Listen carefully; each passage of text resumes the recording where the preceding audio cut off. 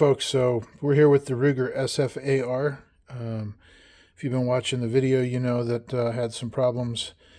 Got this used, no problems with it the first outing. Second outing, gas block came apart. Not the gas block, the gas key came off the bolt carrier. It was loose. Turned it into a single shot rifle. I took it back out after I realized what was going on, and I fixed it, and it was good to go. And so I brought it home, and I haven't played with the gas block setting. It's still at 2. The original owner broke it in and had a bunch of problems with the rifle. Sent it back. They replaced the handguard, the gas tube, the gas block, the bolt carrier, and I think that's it. I'm pretty sure that's it. Then he put a Warhammer in there for the charging handle, and I think he also had replaced the stock and put the original back because this bad boy was loose, so I had to restake it, and the staking didn't line up, obviously. But on the bolt carrier, I took that apart, and I'm going to show you later in the video what I did.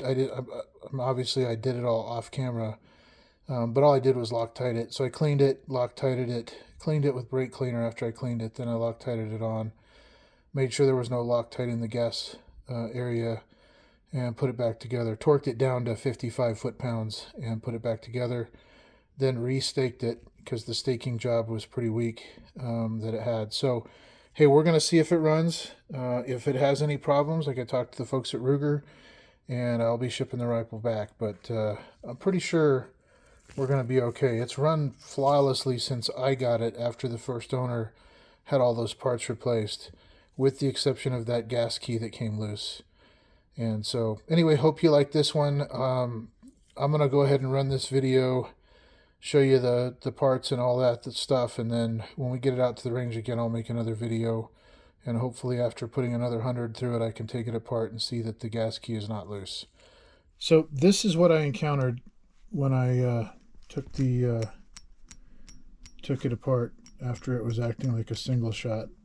As you can see, gas block or the gas key is not secure, and it's staked. So how does that work? Good. The screw is indeed staked, and it doesn't move much at all, but it comes right out with the so if I put this back on here, and I'm trying to do this one-handed, so put him back on, he'll screw on like that. And then I get him situated here. I'll put this down, see if I can capture all this while I record it. Let's see if it'll actually do it without falling over. And if I get this bad boy situated like so, yep, it goes right on. All right, folks, so I want to update you on this bolt carrier group for the SFAR Ruger. If you watched the video before, this screw had backed out, and the gas key was loose, effectively turning this into a single-shot rifle.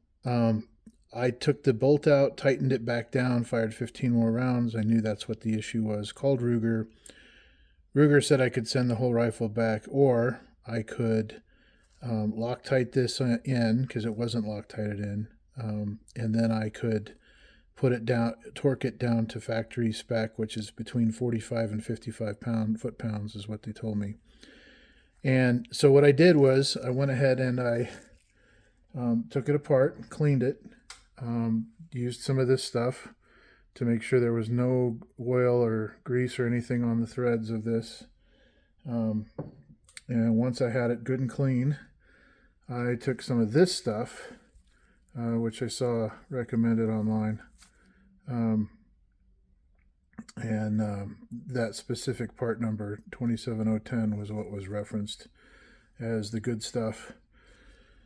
And so I went ahead and I torqued this sucker down to 55 pounds. After I Loctited the screw, I Loctited the base here. I made sure that there was nothing coming up the gas block, and then I ran some pipe cleaners through just to make sure that it was clear of obstruction. So didn't want to have anything blocking the gas, the gas hole. So took care of that. Went ahead and torqued it down, like I said, put it back together, and then I went ahead and re-staked it because their staking was pretty weak. So I staked those screws in. So as you can see, and I have a before on the other video, you can hardly even see any kind of staking. This is staked in.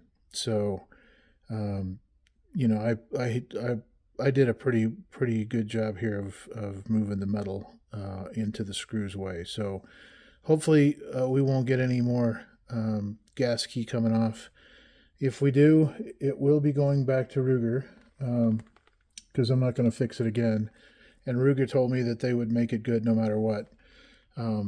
So here it is, taken apart in all its glory and clean. And we're going to go ahead and put this back in. And next time I get to the range, we're going to see how it does.